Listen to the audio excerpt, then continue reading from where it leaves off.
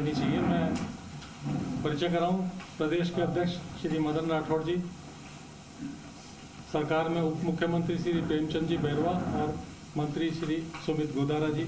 मैं माननीय अध्यक्ष जी से निवेदन करूंगा कि वो प्रेस वार्ता को संबोधित करें। आज आपसे कई मुद्दतों बाद पूर्व मुख्यमंत्री अशोक गहलोत जी ने कोई ट्वीट किया। कल वो धरने पर भी आए थे और उन्होंने भी कोई जो गतिरोध है राजस्थान विधानसभा में जो चल रहा है उस पर घड़ियाली आंसू बहाए। वास्तव में गहलोत साहब ये भूल रहे हैं कि उनके समय की क्या स्थितियां थी। गहलोत साहब जब मुख्यमंत्री थे तब सरकार की क्या हालत थी। सरकार थी कहाँ, सरकार थी ही नहीं। हमेशा उनके उप मुख्यमंत्री और वो खुद अलग अलग होटलों में अपने विधायकों को लेकर के बैठे रहे।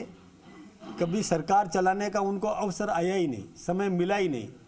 तभी तो बार बार आपने महसूस किया होगा, मीडिया तो जानकार है कि पहले पुलिस पिट के आती थी, मार खा के आती थी, अपराधी उनके चंगुल से छूट जाते थे। कई बार तो किसी अपराधी को पकड़ने के लिए पुलिस गई तो पुलिस को भगा दिया गया। हमेशा पुलिस मार खा के आया करती थी। लेकिन वो हमारी सरकार पर छींटाकशी कर रहे हैं कि आपके राज में ये हो रहा है। देखिए, माफिया पनपाया किसने है?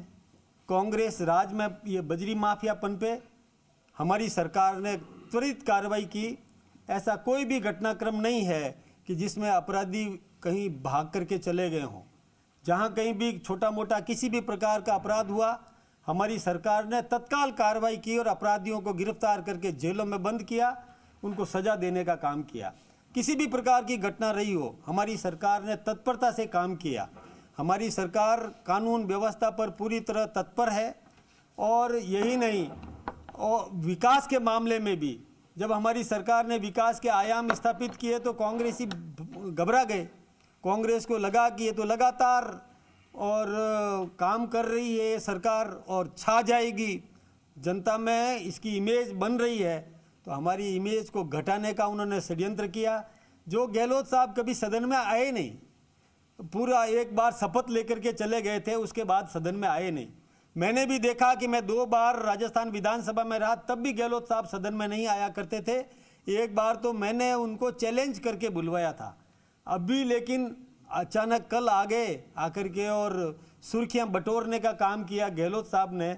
मैं गहलोत साहब से ही कहना चाहूँगा कि आपका ही तो शिष्य है जिसको आपने प्रदेश अध्यक्ष बनाया था, और जो उस समय के उप मुख्यमंत्री पायलट जी को हटा करके और डोटासरा जी को प्रदेश अध्यक्ष बनाया था, तो आपके चहेते व्यक्ति ने आपकी बात को नहीं माना। आप अपने शिष्य को ही समझा देते कि गरिमापूर्ण व्यवहार सदन के अंदर करना चाहिए था। मैंने सदन की कार्रवाई देखी है। मैं देखता था कि ऐसे मतलब इस स्तर पर उतर जाते थे कांग्रेस के और प्रदेश के सम्मानीय अध्यक्ष, और बहुत हल्के स्तर पर उतर जाते थे। और मैंने तो एक परसों का वो भी देखा विधानसभा की कार्रवाई कि जब सदन के अंदर और ये तय हुआ कि ये कोई हम ये और जो कुछ भी घटनाक्रम चल रहा है उसको हम समाप्त करना चाहते हैं, गतिरोध दूर करना चाहते हैं, तो आसन ने व्यवस्था दी, सदन को एडजॉर्न किया। सदन को एडजॉर्न पहले 1 बजे तक किया, फिर 2 बजे तक किया। तो उस समय ये स्पीकर के चैम्बर में गए, जिसमें नेता प्रतिपक्ष जूली साहब भी खुद थे, पारीक साहब थे, और ये सब साथ में गए। डोटासरा जी ने वहाँ अंदर जाकर के जो तय किया कि मैं सदन में खेद प्रकट करूँगा, सॉरी करूँगा, जब तय करके आ गए, उसके बाद जब हाउस वापस लगा तो हाउस के अंदर उन्होंने लिपापोती की और ऐसे शब्द चयन करने की कोशिश की जिससे कि उनके ऊपर माफ़ी का शब्द आवे नहीं। तत्काल स्पीकर ने कहा, सम्मानीय है स्पीकर ने कहा कि नहीं, जो आपने वहाँ तय किया वही बोलो। लेकिन इन्होंने बोला नहीं।